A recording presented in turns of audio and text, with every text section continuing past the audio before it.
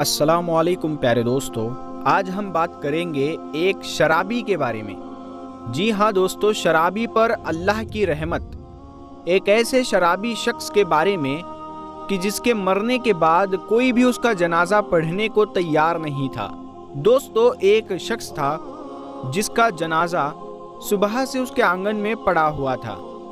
گاؤں بھر میں اس کی موت کا چرچا ہوا، لیکن کوئی بھی اس کے آخری دیدار کے لیے نہیں آیا، اور نہ ہی گاؤں کی کسی عورت نے اس کی بیوی سے آ کر اس کا حال معلوم کیا۔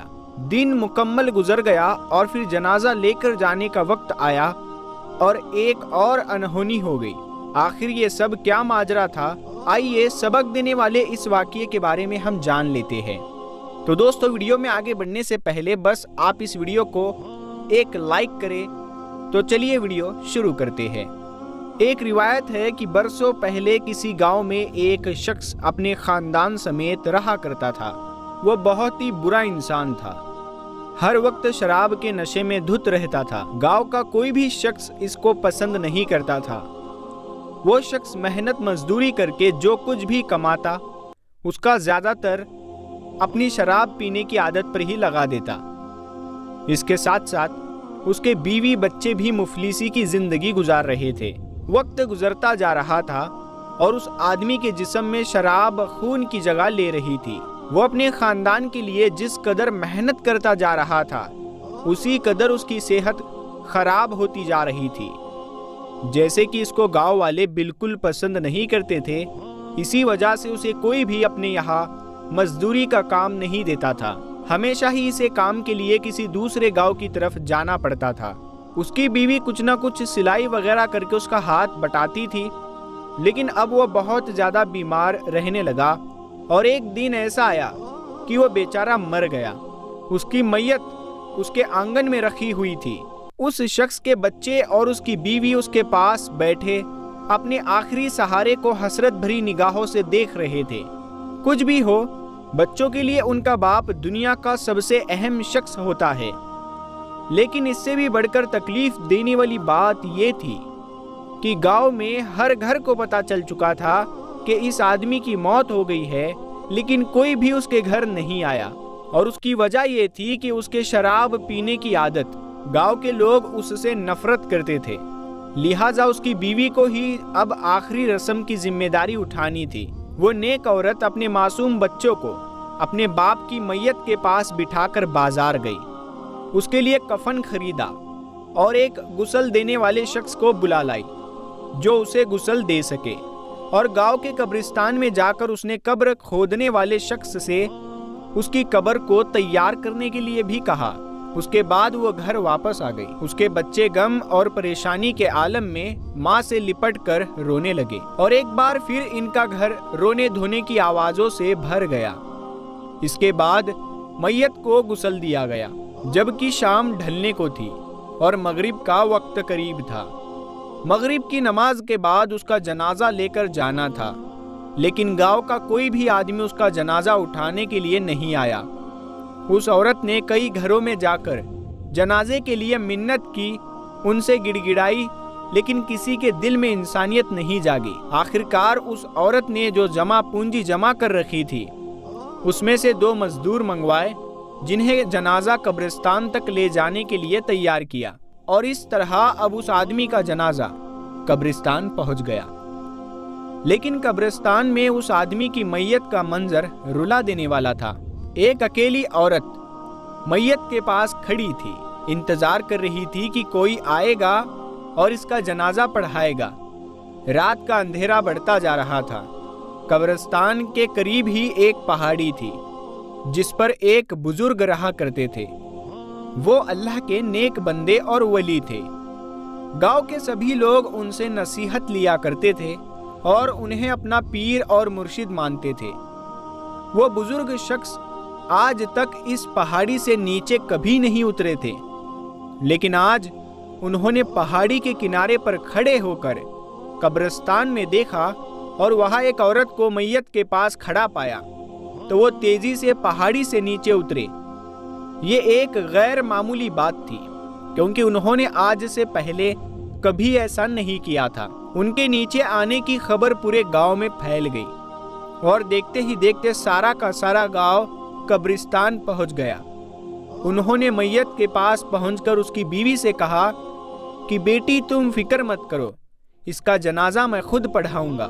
جیسے ہی انہوں نے نماز جنازہ پڑھانے کے لیے کہا تو گاؤں کے سارے مرد ایک ایک کر کے جنازے کی نماز پڑھنے کے لیے ان کے پیچھے کھڑے ہو گئے، اور اس طرح انہوں نے شرابی کی نماز یعنی جنازے کی نماز پڑھائی۔ دعا کے بعد پہاڑی والے بزرگ گاؤں والوں سے فرمانے لگے کہ اے لوگو، مغرب سے کچھ وقت پہلے میں اپنی عبادت گاہ میں بیٹھا تھا، میری اچانک آنکھ لگ گئی اور ایک انجان آواز نے مجھ سے مخاطب ہو کر کہا، جاؤ نیچے قبرستان میں ایک عورت اپنے شوہر کے جنازے کے ساتھ موجود ہے، اس میت کا جنازہ پڑھانے والا کوئی نہیں، لہٰذا آپ جاؤ اور اس کی نماز جنازہ پڑھاؤ، اللہ پاک نے اس کو معاف کر دیا ہے۔ اس کے ساتھ ہی اچانک سے میری آنکھ کھل گئی۔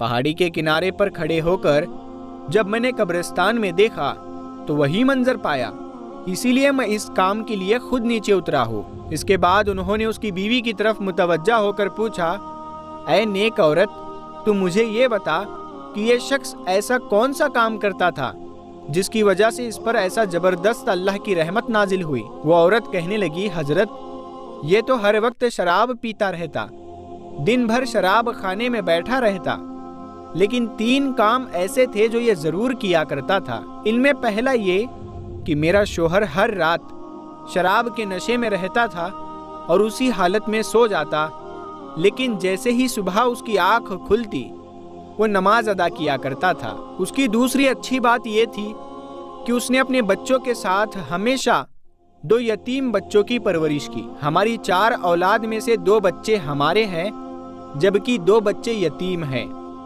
اور اس کی تیسری عادت یہ تھی کہ جب بھی اس کا شراب کا نشہ اتر جاتا تو وہ رو رو کر اللہ تعالیٰ سے معافی مانگتا۔ رات میں جب بھی اس کا نشہ اترتا تو یہ گڑ گڑا کر اللہ پاک سے دعا کرتا کہ اے اللہ، تو ہی میرا مالک ہے، میرا اپنی اس بری عادت پر قابو نہیں ہے، میں چاہ کر بھی اس سے بچ نہیں پا رہا ہوں، پتہ نہیں تو مجھے اس بری عادت کے بدلے جہنم کے کس کونے میں مجھے ڈالے گا۔ وہ انہی لفظوں کے ساتھ رات بھر اللہ تعالیٰ سے فریاد کرتا رہتا۔ یہ سن کر وہ بزرگ کہنے لگے کہ اللہ تعالیٰ نے اسے معاف کر دیا ہے۔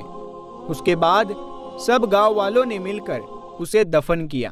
دوستو، شرابی پر اللہ کی رحمت، اسی لیے ہمیں بھی چاہیے کہ کسی بھی انسان سے حسد یا نفرت اس کی کسی بری عادت کی وجہ سے نہیں کرنی چاہیے۔ آج کل تو یہ ٹرینڈ بن چکا ہے کہ ہم کسی انسان کو اس کے گناہوں کی وجہ سے دیکھتے ہیں کہ اگر اس شخص کے اندر کوئی بری عادت ہے تو اس شخص کو ہی پورا برا سمجھنے لگتے ہیں، اس کے ساتھ سارے تعلقات ختم کر دیتے ہیں اور اسے برا مانتے ہیں، اور 4 لوگوں کو بھی بتاتے ہیں کہ وہ ایسا شخص ہے، اس میں یہ بری عادت پائی جاتی ہے، تو آپ بھی اس سے دور رہیے۔ نہیں میرے پیارے بھائیوں، ایسا بالکل نہیں کرنا چاہیے۔ گناہوں سے نفرت ضرور کرنی چاہیے، لیکن انسان سے نفرت نہیں کرنی چاہیے، کیونکہ گناہ معاف کرنا اللہ تبارک و تعالیٰ کی رحمت کا کام ہے، یہ اللہ تعالیٰ کا کام ہے، بلکہ اس کے لیے دعا کرنی چاہیے کہ اللہ اسے اس بری عادت سے بچائے۔ پیارے دوستو، اللہ تعالیٰ سے دعا ہے کہ ہم سب کو ہر برے کام سے بچنے کی توفیق عطا فرمائے اور زیادہ سے زیادہ نیک کام کرنے کی توفیق دے۔ پیارے دوستو، آپ سے گزارش ہے اس واقعے کو آگے اور بھی لوگوں تک شیئر ضرور کریں تاکہ اچھی بات پھیلانا صدقہ جاریہ ہے۔ تو میرے دوستو، اللہ تعالیٰ آپ کو اس کا اجر ضرور دے گا۔ ہم امید کرتے ہیں کہ آپ کو آج کا یہ واقعہ پسند آیا ہوگا، تو اسے ضرور شیئر کریں۔ ہم ملتے ہیں اگلی ویڈیو میں، تب تک کے لیے السلام علیکم۔